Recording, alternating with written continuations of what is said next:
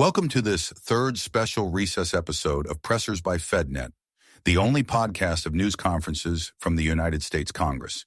Shortly after the Justice Department unsealed a federal indictment on May 20th of Cuban leader Raul Castro and others for the 1996 downing of 2 U.S. civilian aircraft, Florida Senator Rick Scott hosted House colleagues in the Senate recording studio to celebrate the news. After Scott, you'll hear from Republicans Byron Donalds, Carlos Gimenez, and Maria Salazar. The following material is protected by copyright. I think today's a day that a lot of us that have been involved in trying to make the right thing happen in Cuba are happy about. So May 20th, Cuba's Independence Day, finally. Finally, after a lot of us been calling for this, Raul Castro has been indicted. And that is a good day for America, and it's a good day for Cuba. Every one of us up here have been fighting for independence and freedom and opportunity for all the people in Cuba for a long time. First off, let's really acknowledge this. Raul Castro, Miguel Diaz-Canel, they're not legitimate leaders. No different than Delcy Rodriguez is not a legitimate leader. Right? They didn't have an election where everybody had the opportunity to vote. No, they took these jobs. Right? And what they've done is despicable. So Raul Castro finally got indicted for something he did 30 years ago. 3 Americans and 1 resident were murdered. Raul Castro made the decision. Conspiracy to kill Americans. Destruction of aircraft. So and if you just look at the history of the Cuban regime, on top of being despicable to the people of Cuba, right?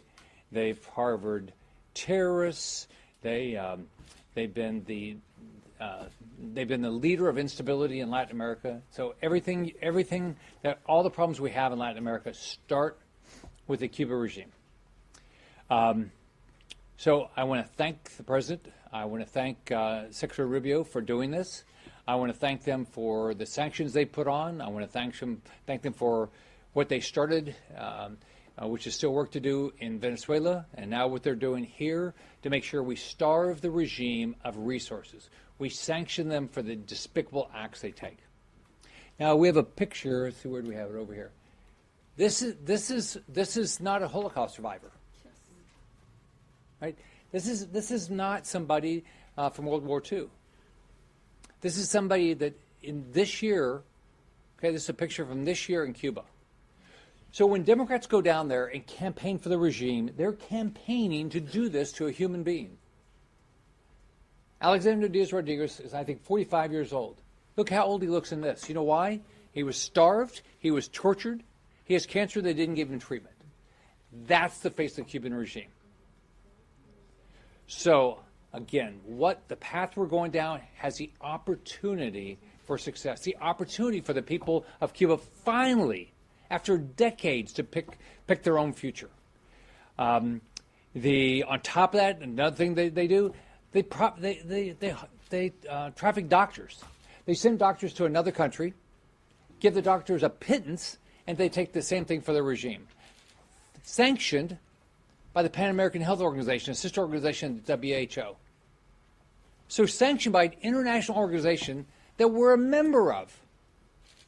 So look, the Cubans have been an unbelievable part of our state. If you look at, every time I go to Miami, if you look around Miami and you look at the success, how vibrant it is, all these things, the reason is that because we have been the beacon of hope for Latin America. We get the smartest, the most hardworking, the people that want to go get out of hellholes. They get to Miami and have been part of building not just Miami but our state. And so I'm very proud of them. But this is a good day. This is a big opportunity to go forward, and I want to thank the Trump administration for doing it. So let me turn it over to the next governor of Florida, Byron Donalds.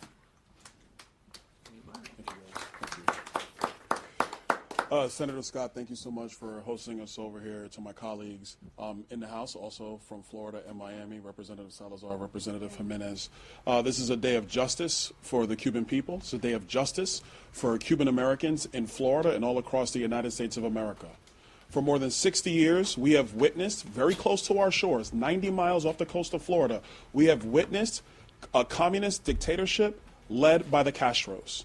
And finally today, thank you to President Trump and to the acting Attorney General, Mr. Todd Blanche, for the swift decision to indict Raul Castro for his crimes against America, against 3 Americans in particular.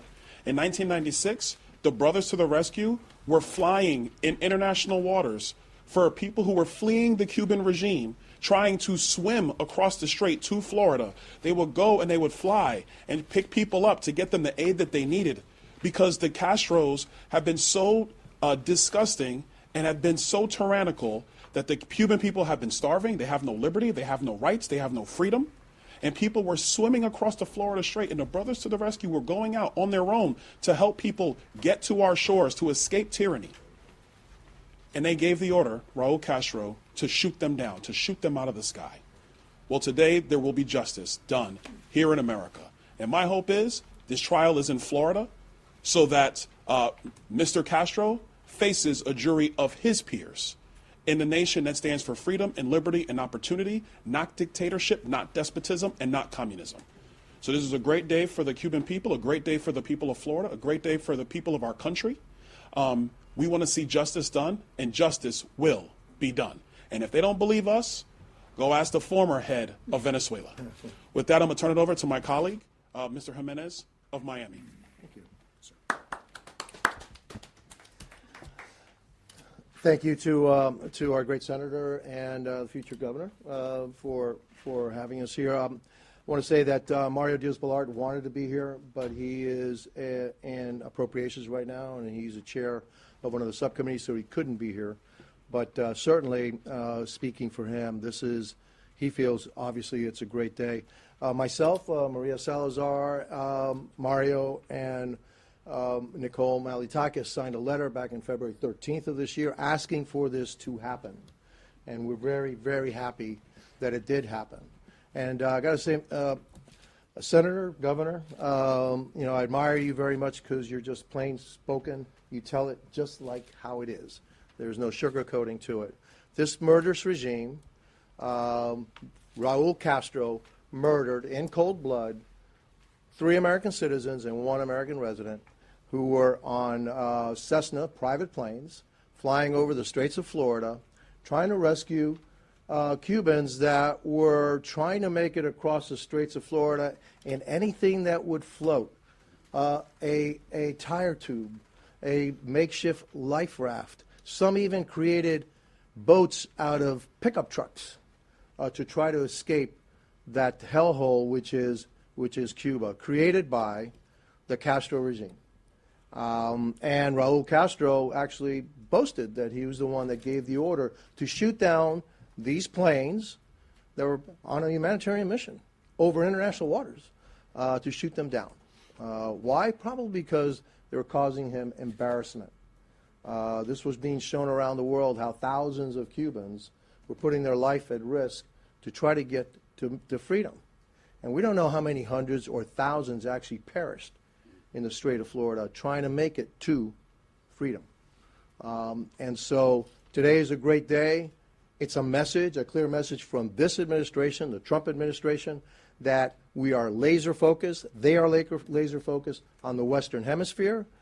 They will not tolerate, we will not tolerate dictatorships in our hemisphere, that we will be fighting for the people. And Senator, you're actually absolutely right. These are not legitimate government people. There were nobody elected these people to their positions, just like Delcy Rodriguez. She was not elected to the position, so I call her the interim dictator. And that we need to take additional steps in Venezuela also to bring about freedom and democracy to the people of Venezuela and turn Venezuela from an enemy to a friend of the United States, just like we have to do in Cuba. Because Cuba is not only denying freedom and democracy to its people, it's also a national security threat to the United States. They're 90 miles from our shores. We just learned recently that they have at least 300 drones in their possession that actually puts, excuse me, the entire southeast of the United States at risk, because these drones have ranges up to 600 miles. And so anybody who thinks that Cuba is not a threat, they have been always a threat. They are today, and they will be a threat if they continue to exist in the future. They harbor all of our major enemies around the world. They're an ally to China, to Russia, Hezbollah, all kinds of terrorist organizations. They are state-sponsored of terrorism. And so today's action is a clear signal from the Trump administration, and thank you, President Trump, for the action that you're taking today. The South Florida community thanks you very much. We've been waiting for this day for over 30 years. And yes, it is justice delayed, but it is justice. And it's also a clear signal, not only to the regime that their days are numbered, but also to the Cuban people that your days of suffering are also numbered.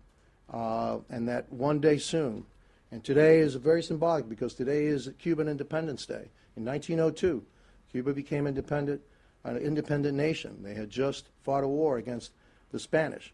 And that today is the beginning of the next phase of Cuban independence. Independence from a tyrannical, dictatorial regime, which is known as the Castro regime. And so, very happy for today. I was born in Cuba, returned to Guantanamo about a year ago, and I made a promise that I would never return to Cuba again unless it was free.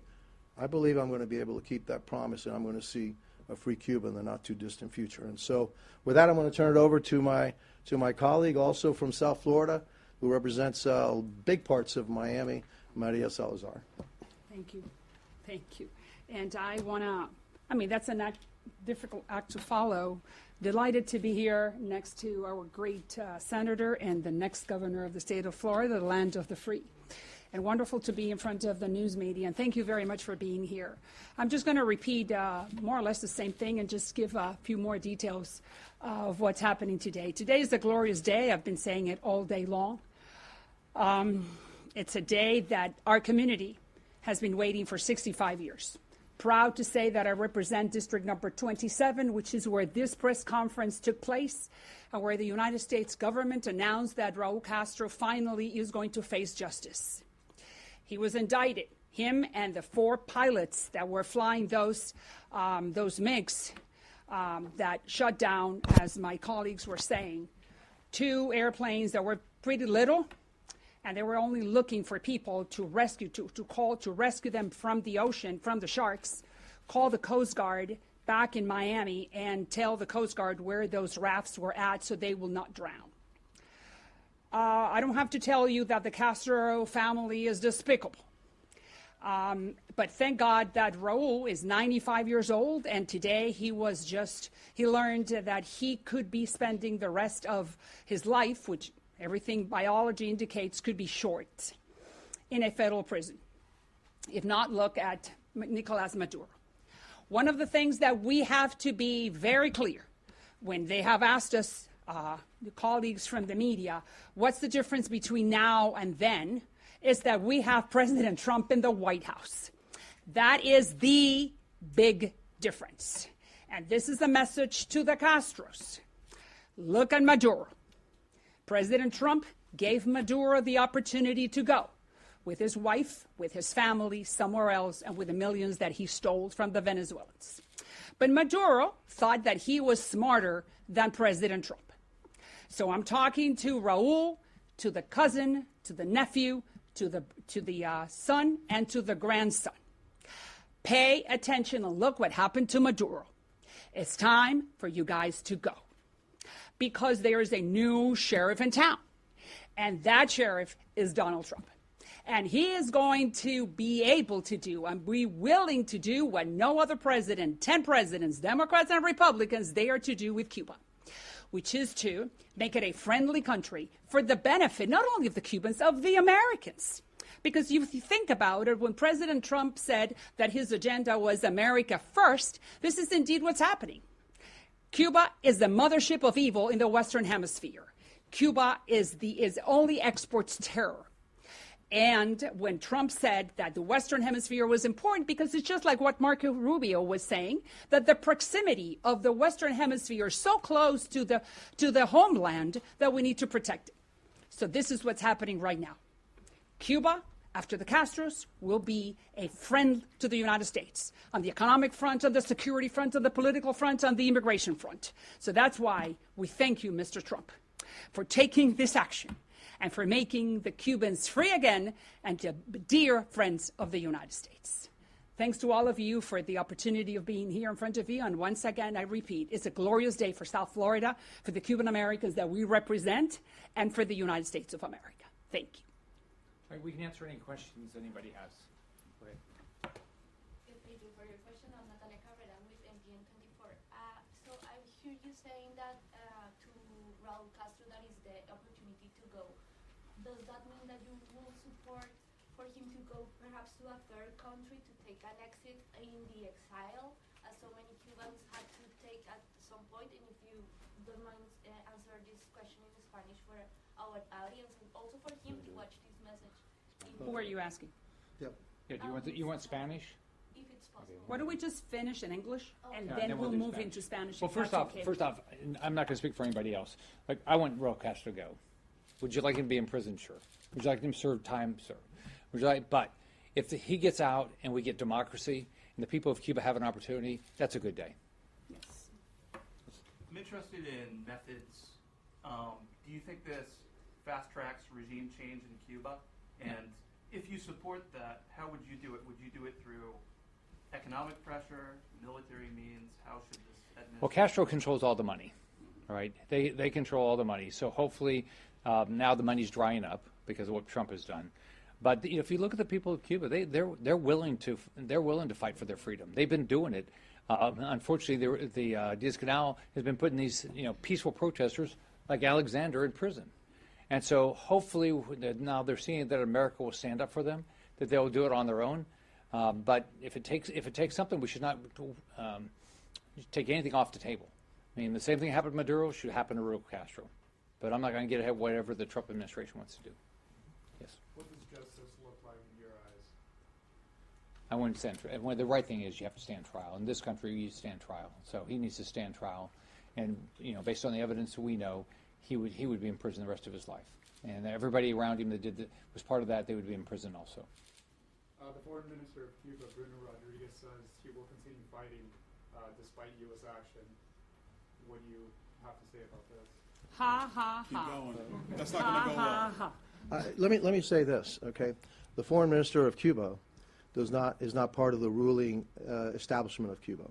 The ruling establishment of Cuba is actually a somewhat free enterprise system called Gaesa. Gaesa is really headed by Raul Castro. They control 70% of Cuba's economy. As a matter of fact, the budget of Gaesa is actually larger than the budget of the Cuban government.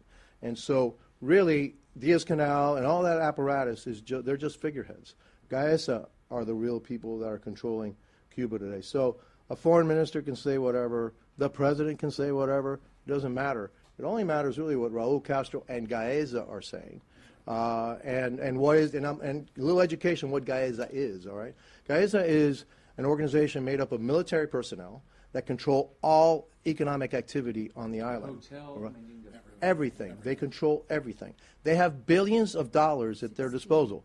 Today, 15 billion, I'm hearing. $16 billion today that they have, and yet they don't buy oil, they don't buy food, they don't buy medicine. What they do is they build hotels and whatever it is that they think that they can put money in their pockets. They are thieves, disguised as revolutionaries. They don't even believe in communism. They live in opulence. They do, okay? And so everybody suffers, and they, them and their children and relatives go off in a jet-set world, date Hollywood stars, all right, while the people of Cuba are suffering. So it doesn't really matter what the foreign minister says. He's got nothing to say, or his words mean nothing because he doesn't really govern Cuba. I want to listen to what Gaesa people have to say. Let's put this into context.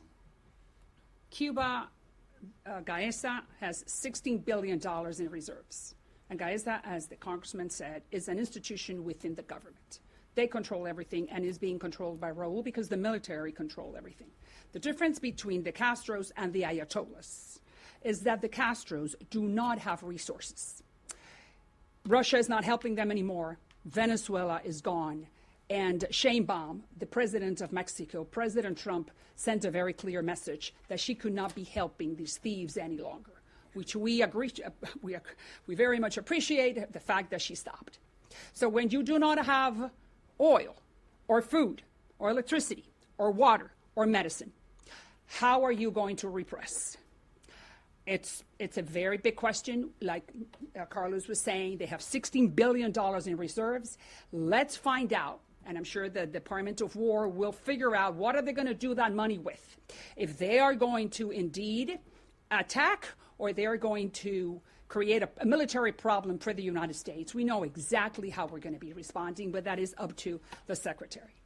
What's important is that I do believe that Raul, and there's only Raul, his 2 daughters, his son, and his grandson, and his nephew. We're talking about 6 Castro family members. If they decide to go, I agree with the senator that I would love for them to die in jail. But if it's the best thing for this country, for the United States, and for the Cuban people, but first for the United States, for them to just go, I'm sure that my constituents, the largest Cuban exile community in the country, will be okay with that. Not happy, but we'll be okay. Byron, you want to? No, that's go ahead. Go ahead. Given the proximity to Cuba and also the large amount of Cuban Americans in Florida and South Florida, what opportunities do you envision for potential relations with a reformed Cuba? What comes to mind? Right. Well, I mean, first and foremost, the regime has to end. And so I agree with what my colleagues have said about Raul and the family. Of course, we want him in jail, but if they leave, they leave. The second key thing is going to be working with whatever semblance of government that exists in a free Cuba to reestablish the Constitution that works for the people of Cuba, actually have a system of security, a system where you can set up a judicial court system to operate. You have to also figure out how you're going to manage direct foreign investment that would go to an open and free Cuba, how you're going to guarantee contracts in that type of a system. Florida stands ready to cooperate with a free Cuba. We stand ready to do that work. Our port systems, both our seaports and our airports, are fully equipped and ready with investment moving through the United States of America, coming from Florida, to help the Cuban people stabilize that country and then to reopen it as a free society. But I want to stress, Florida will fully cooperate with a free Cuba. Florida will not cooperate with some amalgam of a new dictatorship if the Castros are gone. If you could just look at Miami for a second, there's unbelievable numbers of successful Cuban businessmen and women, and so people will go back and invest, but they're not going to invest unless there's freedom. There's exactly what the congressman said, that there's a rule of law. You have your contracts are going to be enforced. The people have freedom, but if you do, it's a beautiful. Anybody that's been there, I was there. I was there in the Navy in the Guantanamo Bay. It's a beautiful island. They got great beaches. And it's a wonderful place to go. And actually, if you look at the Cuban people, it's an industrious people. They want to work hard. They're smart. So there's a massive opportunity for people to invest in Cuba if they have freedom and democracy. I agree. I agree with that. Let me say one. In 1959, Cuba had the second highest standard of living in the Western Hemisphere. Cuba was the jewel of the Caribbean. Cubans around the world are highly successful. We're successful in business.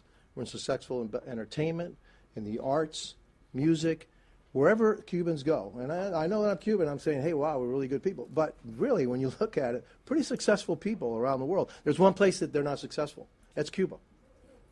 And so if Cuba was free and we had democracy, it's a great opportunity for the state of Florida. Okay. Most Cuban Americans are there. Most of us want to go back to help in the rebuilding. The rebuilding, it needs unbelievable amount of work. A lot of that's going to come from the United States. So there's tremendous business opportunities. So for the state of Florida, it's actually a boom.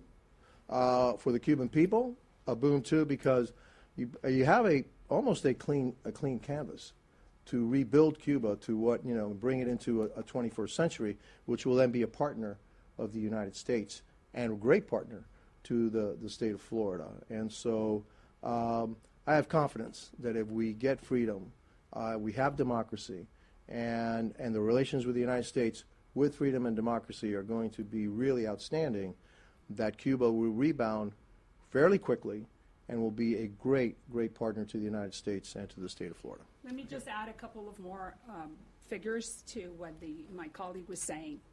The Chinese, continental China, before it started being prosperous, had something called the overseas Chinese. Cuba has the overseas Cubans, where just in South Florida, the GDP and what we produce in South Florida is many times over what the Cuban regime produces. So right there, it gives you a perfect example with numbers of what a free Cuba with overseas Cubans going in with capital and know-how could do with that island. That island can turn into Taiwan, Singapore, Hong Kong, only 90 miles away from Miami. And we know that because we live among the Cuban Americans who are eager and highly, with a high desire to go back and forth. So for Florida and for the United States, no doubt this will be an economic boom in the making. Let's do two more questions. You have one over here. Yes, sir. I want to get your reaction. Senators Kaine, Schiff, and Gallego today are introducing a Cuban war powers resolution that would basically hamper any U.S. hostilities against Cuba. Just your thoughts on that. Well, first off, I'm disgusted by what the Democrats have done. They've gone down there to prop up the Cuban regime. That's the face of the Cuban regime. There's a guy, Hassan Piker, they campaign with, that went down there with him, that wants me murdered, wants all the capitalists in this country murdered. And Democrats are campaigning with him. So it's going to be a typical, I don't get the Democrats. Like, don't they want to live in freedom and democracy? Don't they want people in Cuba and Iran and places, don't they want them to have the same opportunities you and I have? But it's like they don't. It doesn't make any sense to me. I don't know if anybody wants to add anything. No, it makes zero sense at all. The fact that you have Democrat senators who want to stop the United States government and stop President Trump from doing what he can to help free Cuba from more than 60 years of totalitarianism and a dictatorship. But then the same Democrats will come here and lecture everybody in America about how they're the only ones that stand for freedom, that stand for democracy. Give me a break. They're lying. But this isn't new. They lie about this stuff all the time because we work in these halls. And when we try to just do simple common sense policy to actually open up America's economy for the American people, drive down costs, have health care that makes sense, you know who stops us? The same Democrats who go on the trail and talk about how they're the only ones standing for the little guy. That war powers resolution that they're bringing is indicative of the fact that the Democrats will tolerate totalitarianism on their watch. And they will let it happen. They will watch people starve. They will watch people be oppressed. And they won't lift a finger, but they'll go to their cocktail party and talk about how they stand for freedom and liberty and democracy. Give me a break. I don't listen to them anymore. And that resolution is why. Okay, this is the last question. Oh, do you want to say something? I do. I say there isn't one dictatorship that the Democrats don't support. That's right. Look around the world, okay? It's always America's fault. Why are we doing it? Why? It's amazing to me that they would go down, Democrats would go down and blame the United States for the woe that is Cuba, when it's the regime that has caused the suffering of the people of Cuba. And it's the ideology that has caused the suffering of not only the Cuban people, but people from around the world. But that ideology somehow fits their ideology. And so they'll excuse anything. Because it's tough to say, gee, I think I was wrong. Maybe communism and socialism doesn't work all that well. Maybe they do suppress the people, oppress the people. Maybe they are anti-democratic. And so when they come to these halls and they say, we're the defenders of democracy, yeah, really?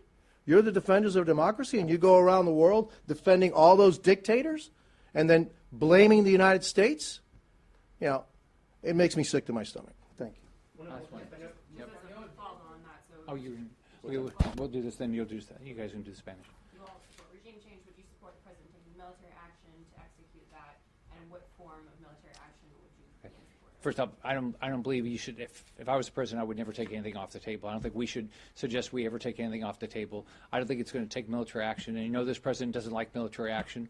He doesn't want to put troops in harm's way, but he does want to defend this country. So I think the people of Cuba are going to rise up. I think you would like to answer this in Spanish. Yeah, go ahead. You guys want to? You go, Carlos. Okay, la pregunta. Senador, gracias por tomar la pregunta. Hablan de que enfrente a la justicia sea como sea, que tiene que enfrentar la justicia, pero que se vaya. ¿Estarían de acuerdo o apoyarían a que se vaya a un tercer país al exilio, así como tantos cubanos tuvieron que exiliarse? No me gustaría. Yo creo que él merece la justicia, pero también, como dijo el senador Scott, que si es mejor para los Estados Unidos y también para el pueblo cubano que se vayan, para establecer la libertad y democracia, bueno, que se vayan. Me tengo que tragar, ¿sabes? Que no me gusta, pero algunas veces tienes que hacer lo que es responsable y lo mejor para el pueblo. Y lo mejor para el pueblo es que se vayan. Pero también lo que yo deseo, que se quede toda su vida en la cárcel, porque eso es la justicia. Pero en ese sentido, sí, lo voy a aceptar. Yeah, dígame. Como dicen también que no apoyarían una transición con un pseudo gobierno, con un pseudo régimen que venga también de ellos. ¿Cómo debería verse la transición hacia una Cuba libre? Esa es una muy buena pregunta y nadie sabe verdaderamente la respuesta. Yo estoy de acuerdo con mi colega, que a nosotros nos gustaría que Raúl Castro se muriera en la cárcel. Hacía rato que había que meterlo en la cárcel, pero no había habido ninguna otra administración americana que quería ayudar al pueblo cubano a liberarse de estos sátrapas. Estoy de acuerdo con Carlos Gimenez, que si lo mejor para los Estados Unidos y para el pueblo cubano, los 11 millones de esclavos que viven ahora en la isla, es que estos señores se vayan. Quiero decir, es la familia entera, no son muchos, porque el resto no significa nada. Entonces nosotros estamos de acuerdo, y estoy segura que estoy hablando por la gente que vota, la gente del Distrito 27, de que no nos gustaría, sería espantoso, pero si es lo mejor para los Estados Unidos y para el pueblo cubano y para el futuro, para que el futuro y la libertad llegue más rápida, estuviéramos de acuerdo con. Por eso le estoy diciéndole, mandándole el mensaje en español, que lo más inteligente para usted, que tiene 95 años, para su nieto, para su hijo y para su hija, que todos los Castros se vayan, porque presten la atención a las palabras del presidente Trump. Y si usted no le está prestando atención a los 95 años, es un irresponsable en no pensar en su hijo y en su nieto. Porque si se quedan y llegan las fuerzas de democracia, entonces no vamos a tener la misma misericordia que estamos teniendo con usted. Por eso mire a Maduro. Maduro es el mejor ejemplo. Estamos hablando de un señor en la Casa Blanca que es su último término y que lo que quiere es llegar a la historia dejando al hemisferio occidental libre. Ya lo hizo en Venezuela, ahora lo va a hacer en Cuba y el próximo es Nicaragua. Va a dejar el hemisferio libre, lleno de amigos y de prosperidad. ¿Qué mensaje le manda esto a Gustavo Petro y los otros dictadores como el de Nicaragua? Bueno, Gustavo Petro es un presidente que fue elegido por el pueblo colombiano, así que es algo diferente. Que no me gusta su ideología, ok, pero yo no soy como los demócratas, ¿okay? Que yo no voy a atacar a Gustavo Petro diciendo que no es un dictador, etcétera, etcétera. Es el presidente de Colombia, ¿okay? Vamos a ver, ahora vamos a tener nuevas elecciones en Colombia y vamos a ver lo que desean los colombianos, de una manera democrática. Y eso es lo que estamos en favor. No tienes que estar en acuerdo con los Estados Unidos, etcétera, etcétera, en todo, pero debe de ser una nación democrática, libre, que las personas se puedan expresar, que tengan la libertad de la religión, que la prensa también estuviera libre. Eso es lo que nosotros deseamos para este hemisferio y eso yo creo que también el presidente Trump desea, un hemisferio democrático y libre. No quiere decir que están en acuerdo con todo lo que hagan los Estados Unidos. Eso es lo que no estamos buscando, pero que sea democrático y libre y que sea libre de las dictaduras que ahora existen en este hemisferio. Cuba, Venezuela, Nicaragua.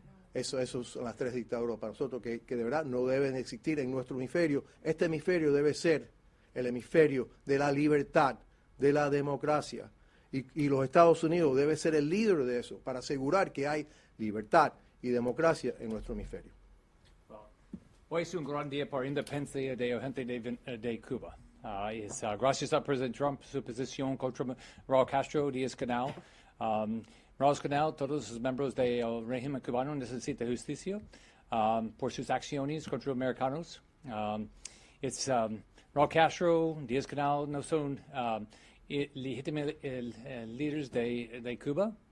Es un líderes de carteles, de drogas, de situación terrible. Pero ese es el caso del régimen cubano. Gracias. Unauthorized reproduction, distribution, or use of this episode without expressed written permission from FedNet is prohibited. Thanks for listening to this FedNet podcast.